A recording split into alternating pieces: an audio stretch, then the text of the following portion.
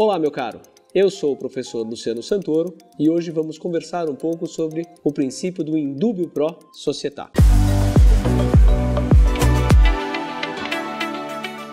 Como se sabe, este é um princípio importante que sempre foi utilizado em dois momentos específicos do processo penal.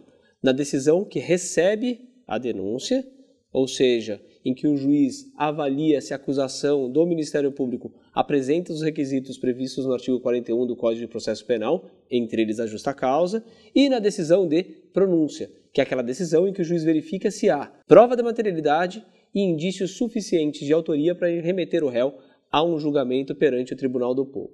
Qual a nossa dúvida? Qual a grande questão que nós tivemos? Em recente decisão, nós tivemos um novo posicionamento pela segunda turma do Supremo Tribunal Federal. Aquela ideia básica de que a dúvida, no caso, seria resolvida em prol da sociedade, já que, se inocente, o réu conseguiria provar, ou ainda se a dúvida persistisse, o juiz absolveria no final, o Supremo Tribunal Federal veio numa decisão completamente diferente daquelas de costume em casos similares e decidiu, no agravo recurso extraordinário 1.067.392, de relatoria do ministro Gilmar Mendes, julgado agora em março de 2019, de que este princípio ele deve ser ponderado de uma forma um pouco mais cautelosa pelo magistrado, porque há uma discussão efetiva se ele foi ou não recepcionado pela Constituição de 88, que trata exclusivamente da presunção de inocência.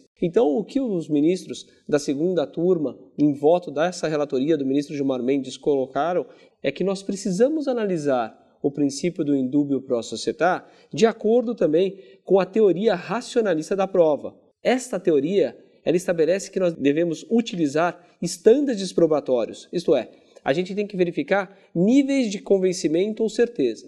No caso específico em que eles estavam julgando, o juiz de primeira instância ele havia impronunciado, ele entendeu que as testemunhas presenciais apontavam que o réu não teria participado daquele homicídio. Enquanto que, no Tribunal de Justiça, em recurso de apelação, o tribunal decidiu remeter o réu ao julgamento perante o Tribunal do Povo porque outras testemunhas não presenciais, portanto, testemunhas de ouvir dizer, teriam colocado o réu na cena do crime. O que os ministros da segunda instância colocaram, então, o que eles discutiram, o que eles trouxeram de novidade foi, peraí, nós temos que saber valorizar as provas, inclusive naquele momento. Não é porque eu tenho testemunhas de ouvir dizer, apontando o réu, que essa prova tem que ser avaliada com a mesma seriedade, com a mesma condição que a prova que aponta que o réu não estava de testemunhas presenciais.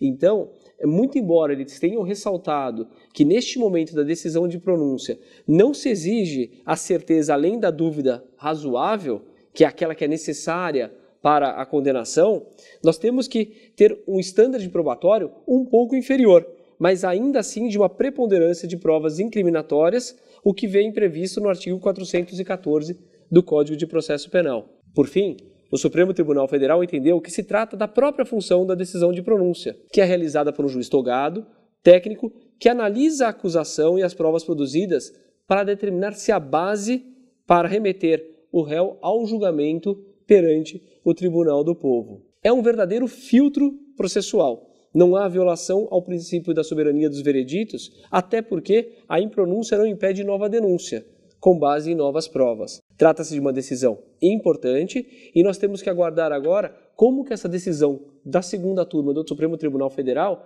será aceita perante as instâncias iniciais, primeira e segunda instância, porque o padrão sempre foi adotar o princípio do indubio pro società. Por fim, o Supremo Tribunal Federal entendeu que se trata da própria função da decisão de pronúncia, realizada por um juiz togado, técnico, que analisa a acusação e as provas produzidas para determinar se há base mínima para os leigos julgarem o feito no Tribunal do Povo. É um verdadeiro filtro processual. Não há violação ao princípio da soberania dos veredictos. Não há violação ao princípio da soberania dos veredictos, até porque a impronúncia não impede nova denúncia, bastando que, para tanto, existam novas provas.